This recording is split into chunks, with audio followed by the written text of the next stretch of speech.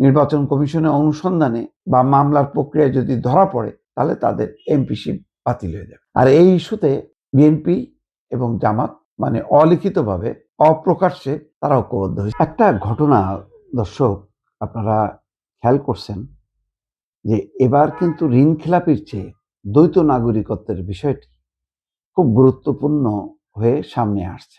এখন বিএনপি এবং জামাতের যারা প্রার্থী তাদের মধ্যে একটা বড় অংশ তাদের দ্বৈত নাগরিকত্ব আছে, এটা সত্য। অনেকগুলো এভিডেন্স উপস্থাপন করা হয়েছে, সেইগুলো নিয়ে পাল্টাপাল্টি চলছে।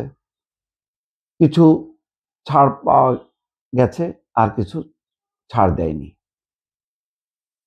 বিএনপি এবং জামাত এই ইস্যুতে সম্ভবত ঐক্যবদ্ধ, কারণ বিএনপির প্রায় 30-35-40 জন শোনা যাচ্ছে, জামাতেরও উল্লেখযোগ্য সংখ্যক প্রার্থী তারা দ্বৈত নাগরিক।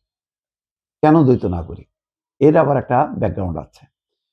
গত 15 বছরে নির্যাতন নিপীড়নের শিকার হয়ে তারা মানে বিদেশে বসবাসের সুবিধার্থে এবং আইনের বাইরে যাতে কোনো আইনের দ্বারা তাদেরকে যাতে কুপঘাত না করা যায়, সেই কারণে তারা যেখানে পেরেছে তারা সেই দেশে নাগরিকত্ব নিয়েছে।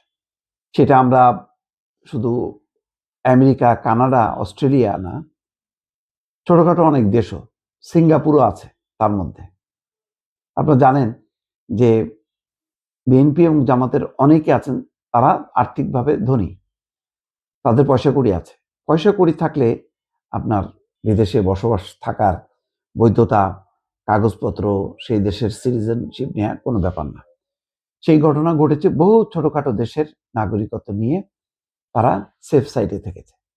এখন যখন একটি অনুকূল রাজনৈতিক পরিবেশ হয়েছে তখন তারা আসছে এবং তারা নির্বাচন করার জন্য তারা প্রার্থী হয়েছে।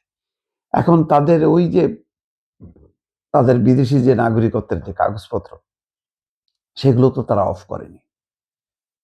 কেউ হয়তো চেষ্টা করেছে, কিন্তু সেটাও তো একটা প্রসেসের মধ্যে দিয়ে তাদের এটা বাতিল হবে।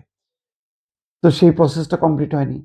আবার অনেকে মনে করেছে যে ভবিষ্যতে যদি আবার এইরকম কোনো পরিস্থিতি তৈরি হয় তখন কি হবে, তারা সেটা গোপন করে গেছে।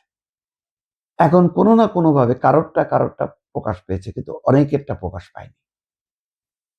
আর এই ইস্যুতে বিএনপি এবং জামাত মানে অলিখিতভাবে অপ্রকাশ্যে তারা ঐক্যবদ্ধ হয়েছে বলে বিভিন্ন সূত্র বলছে, এবং এটাকে অস্বীকার করা যাবে না। এখন উপায় কি ছিল?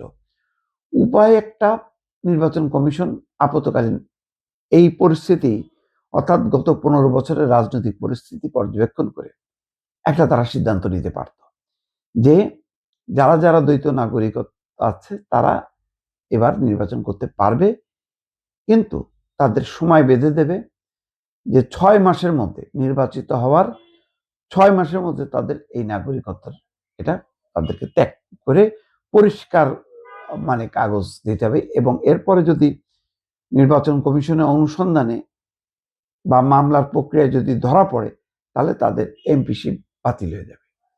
এইরকম একটা সুযোগ তারা দিলে পারত বিদ্যমান রাজনৈতিক পরিস্থিতির আলোকে। এখন আমি জানি না নির্বাচন কমিশনের এখন যে অবস্থা, সেই অবস্থায় এরকম সিদ্ধান্ত নিতে পারবে কিনা।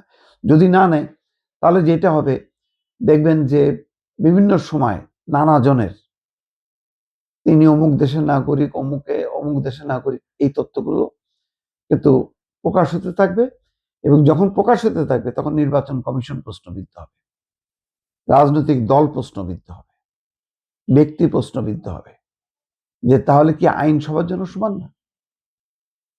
এরকম একটা বিষয় কিন্তু সামনে চলে আসতে পারে।